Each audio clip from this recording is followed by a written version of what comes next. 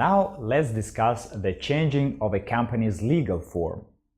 Here we will look at why a company may need changes to its legal form, what the requirements for such changes are, and what charges for such amendments usually apply.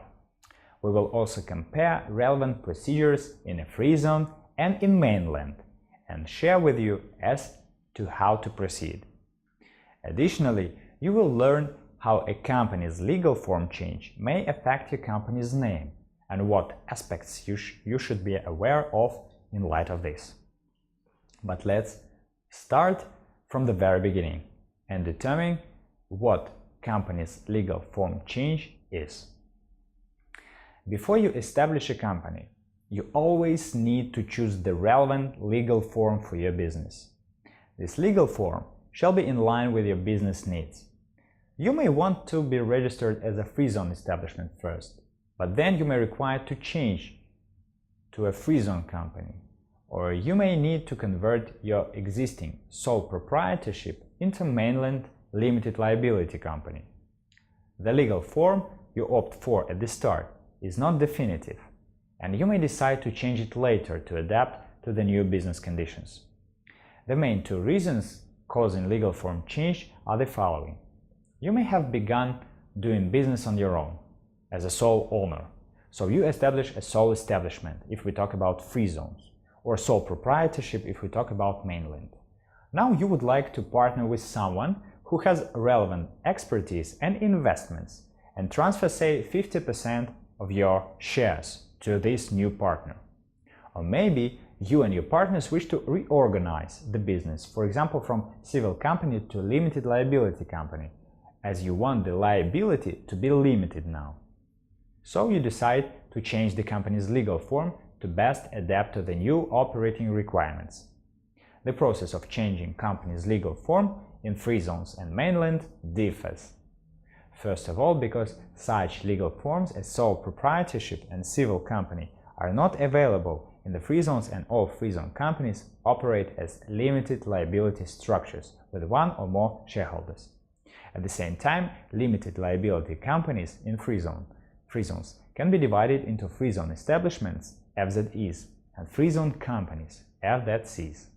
Therefore, while a mainland company you may wish to change from sole proprietorship to civil company and further to limited liability company, free zone entities can be modified from free zone establishments to free zone companies (FZCs) only. When considering legal form amendments to a mainland company, one should remember that the process of changing sole proprietorship to limited liability company involves one more middle joint, and it is a civil works company. We discussed a legal form of civil works company before and said that it is the same sole establishment but with more than one partner. It still does not have a local partner who holds 51% of shares in the company, but a local agent instead, assisting with administrative needs of the business. It shall be noted that the share of the new partner in the civil works company might exceed 51%, except in the case of an engineering consultancy. So, coming back to the legal form change in the mainland company. At the time you decide to change a sole establishment to LLC, you need to change your sole establishment to civil works company first.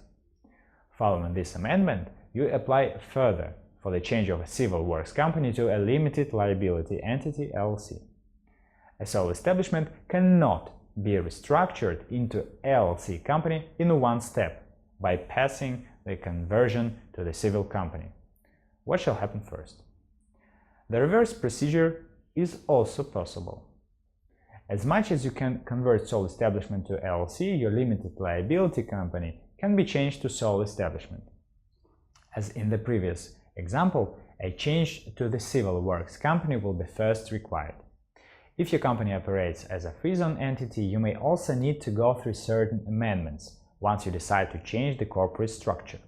As we just mentioned before, in a free zone, your business may operate as a free zone establishment, FZE, with one single owner, or as a free zone company, FZC. Not in all free zones, the structure is apparent from the company's name. In the first chapters, we discussed with you that not all free zones have suffixes FZE or FZC to company's name.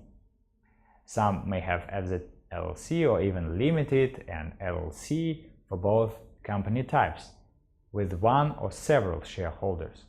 As such, when considering free zones, there are no real difficulties in changing FZE to FZC. The process is relatively straightforward. You just need to remember the following rule. If your company name does not contain words FZE or FZC at the end, you will just need to do the share transfer to introduce new or remove old partners.